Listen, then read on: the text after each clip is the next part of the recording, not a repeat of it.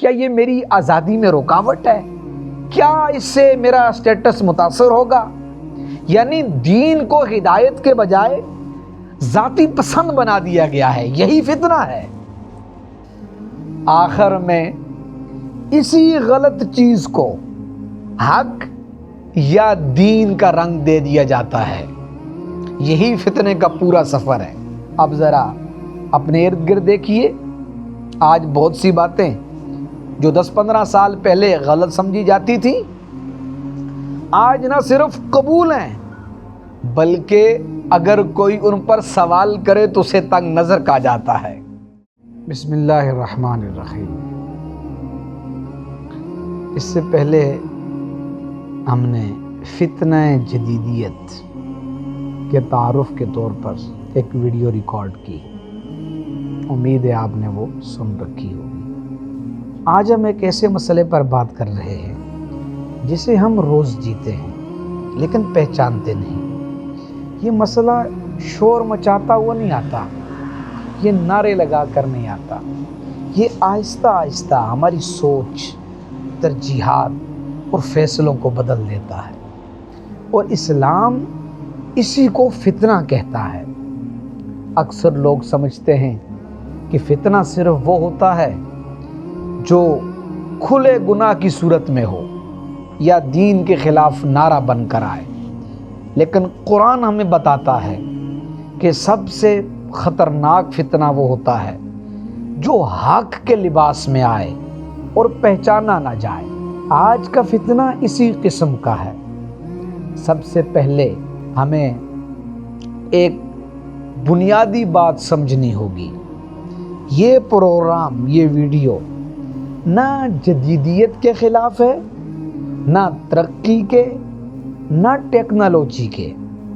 ہم موبائل کے خلاف نہیں، ہم سہولت کے خلاف نہیں، ہم آسانی کے خلاف نہیں۔ مسئلہ چیزوں کا نہیں، مسئلہ سوچ کے بدل جانے کا ہے۔ آج دنیا میں ایک خاموش تبدیلی آئی ہے۔ چند دہائیاں پہلے انسان یہ سوال کرتا تھا، یہ صحیح ہے یا غلط؟ آج انسان پوچھتا ہے، میرے لیے فائدہ مند ہے یا نہیں؟ یہ سوال کا بدل جانا معمولی بات نہیں، یہ پوری تہذیب کا بدل جانا ہے، اور یہی وہ لمحہ ہے جہاں فتنہ جنم لیتا ہے۔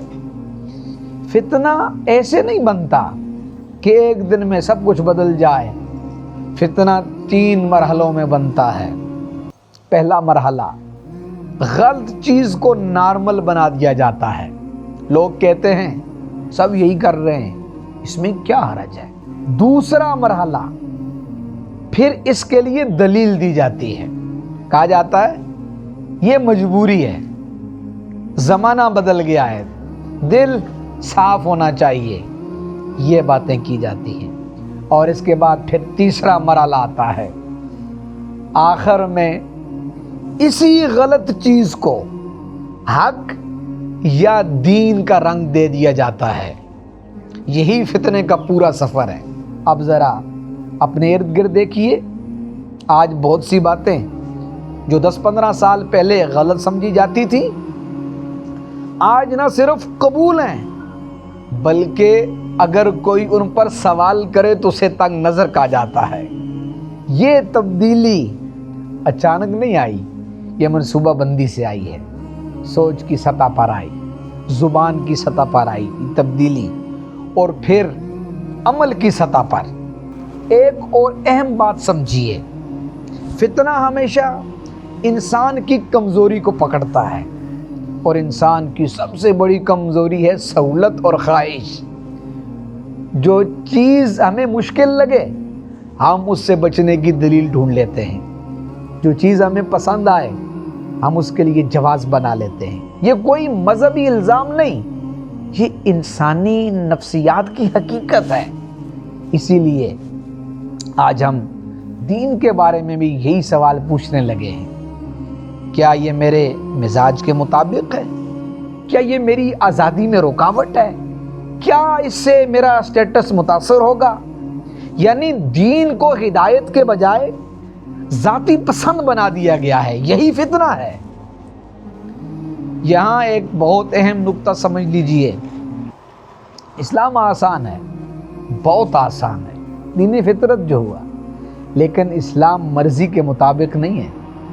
آسانی اللہ کی طرف سے ہوتی ہے، تحریف انسان کی طرف سے۔ ان دو چیزوں کو سمجھنے کی ضرورت ہے۔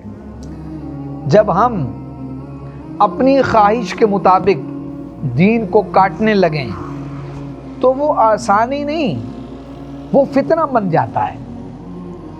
اب سوال یہ ہے، یہ فتنہ جسے فتنہ کہا جا رہا ہے یہ ہمیں نظر کیوں نہیں آتا؟ اس کی وجہ یہ ہے کہ یہ ہمیں تکلیف نہیں دیتا، یہ ہمیں سہولت دیتا ہے۔ یہ ہمیں کہتا ہے بس دل صاف رکھو، بس نیت اچھی رکھو، بس سب کو خوش رکھو۔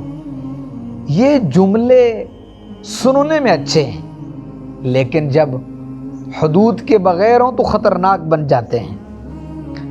اور یہ بھی یاد رکھیے کہ فتنہ اس لیے بھی نظر نہیں آتا کیونکہ یہ اکیلا نہیں آتا، یہ پورے ماحول کے ساتھ آتا ہے۔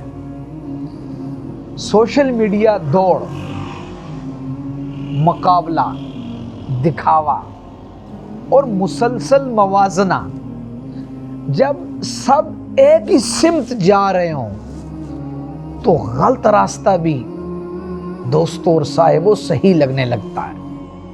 یہ کہنا غلط ہوگا کہ اس فتنہ میں صرف نوجوان مبتلا ہیں۔